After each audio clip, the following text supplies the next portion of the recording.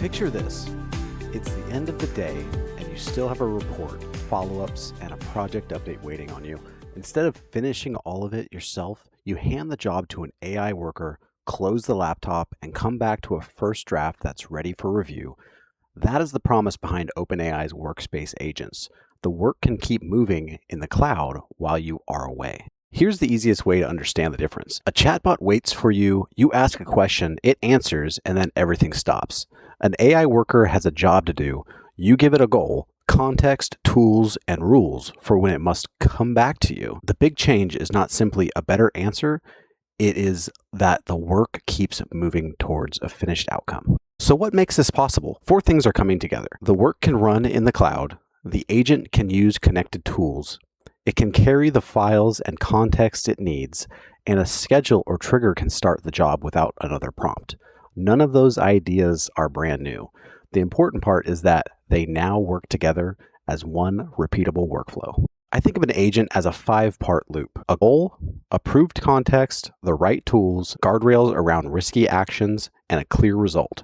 If one of those pieces is fuzzy, you may still get an output, but you probably will not get the same quality every time. Clear inputs are what turn a clever demo into something a team can actually rely on. Now imagine a simple overnight run.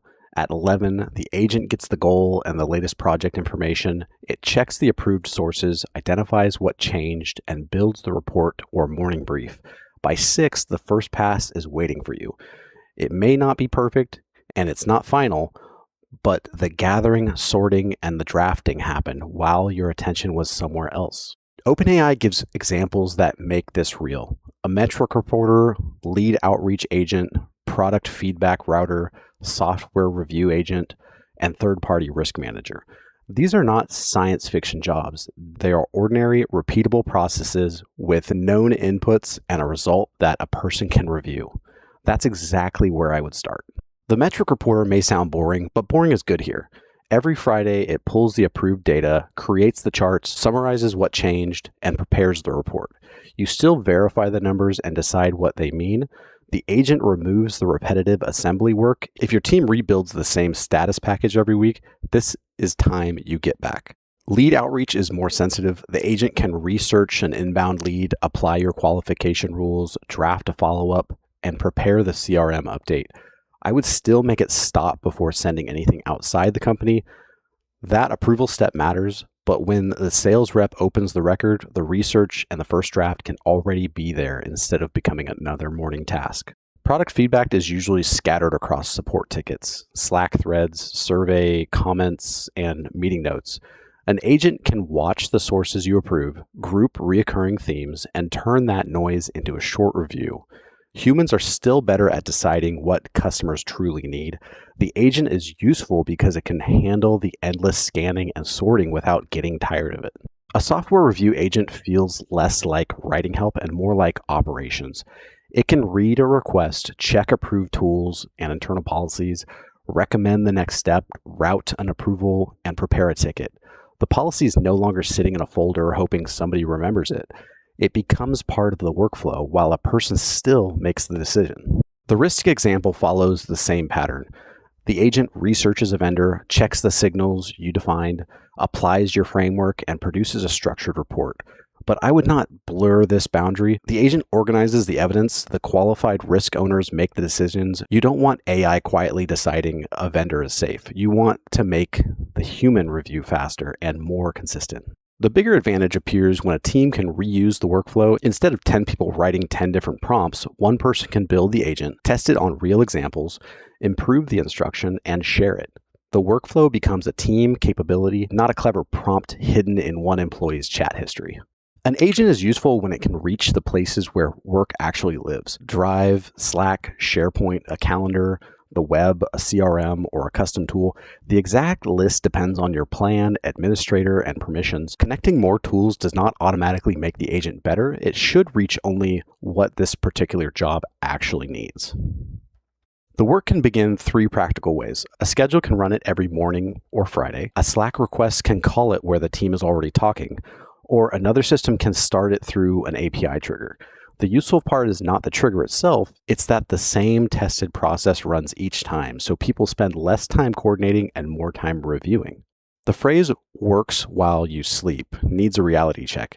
It should not mean unlimited authority. You decide what the agent can read, what it can change, and where it must stop and ask. OpenAI says write actions, ask for approvals by default during a run. That's the model I want. Move quickly through low-risk preparation, but wait before doing anything hard to reverse. A simple rule is to let reading and drafting flow, but slow down actions that change something. Searching approved sources, comparing summaries, and drafting are easy to inspect. Sending an email, editing a shared file, publishing, deleting information, or spending money is different. Those actions affect other people. Put a clear approval gate in front of them, even if the earlier steps look perfect. If I were reviewing an AI worker for a real team, I would look at 3 controls. First, least access. Connect only what the job needs. Second, approval gates. Make it ask before sensitive actions. Third, an audit trail. Keep enough history to see what ran and what is produced. Those controls make trust possible without pretending AI cannot make mistakes. Here's the uncomfortable part. Automation scales mistakes too.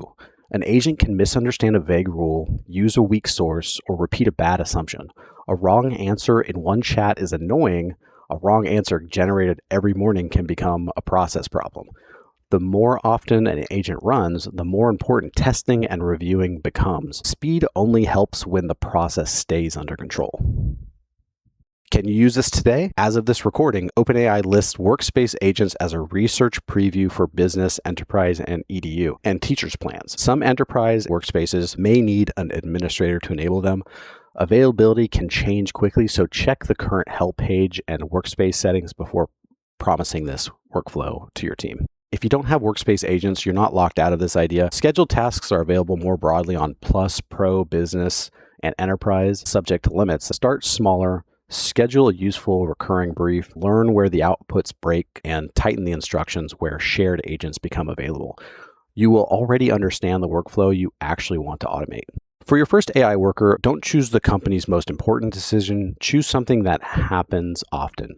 Use known inputs, create a reviewable output, and is easy to reverse. Status summaries, meeting preparations, recurring reports, and research monitoring are strong candidates. The goal is not to impress everyone, it's to prove that the process can run reliably and save real time.